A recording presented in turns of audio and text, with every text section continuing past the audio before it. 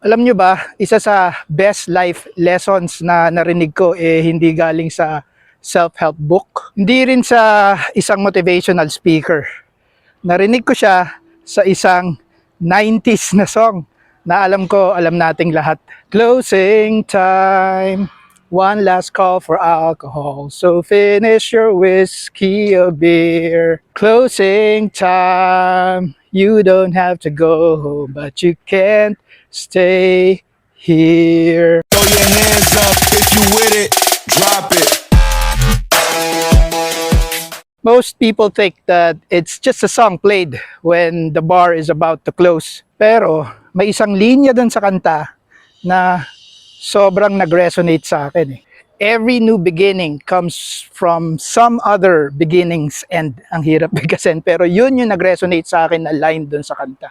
At mas umiidad tayo, mas lalo kong naiintindihan kung gaano katotoo itong line na to dun nga sa song.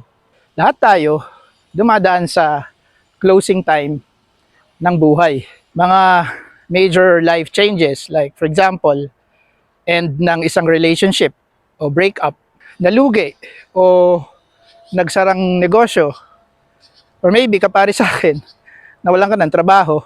Oo, tama. A few weeks ago, na-experience ko yung closing time sa buhay ko.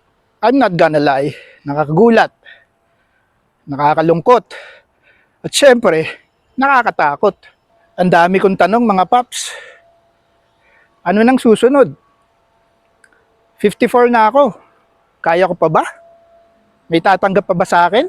At siguro, marami sa inyo nasa ganito ring chapter ngayon. Pero ingat lang tayo mga papi.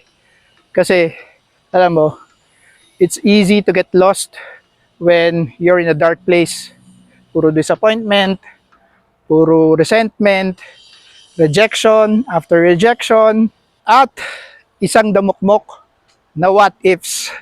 Alam mo, papi, major life changes are hard because it does not only change our circumstances, it also changes our sense of self. And this is extremely disorienting kasi we are not only attached to people, we are also attached to our identities.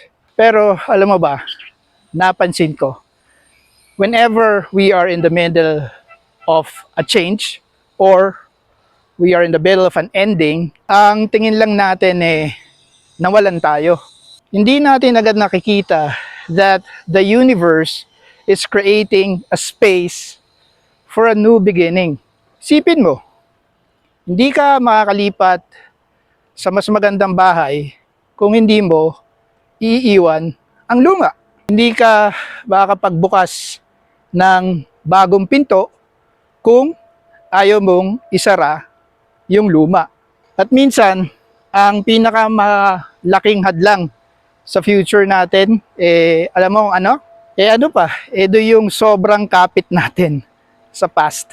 Meron akong narinig dati, moving on is like playing on monkey bars. You can't reach the next bar unless you're willing to let go of the bar that you're holding.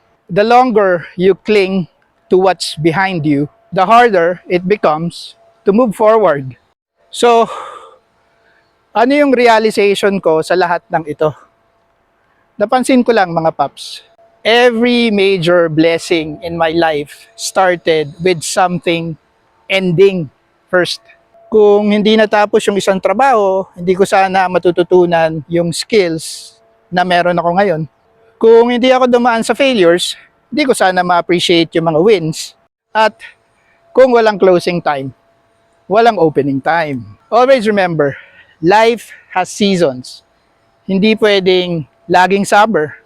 Pero syempre, hindi rin pwedeng laging tag-ulan. So, kung ang pakiramdam mo ngayon, may chapter sa buhay mo na nagsara, paps, don't look at it as life rejecting you.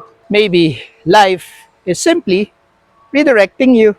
Every new beginning starts when we finally accept that some chapters are meant to close. So again, if today feels like your closing time, don't rush to reopen the same door. Take a deep breath, look around, because the next chapter of your life might already be waiting for you just outside the exit. Sabi nga sa kanta, so gather up your jackets, move it to the exit. I hope you have found a friend. Closing time. Every new beginning comes from some other beginnings. And yeah, yun lang. Thank you for watching. Till next Budol. Peace.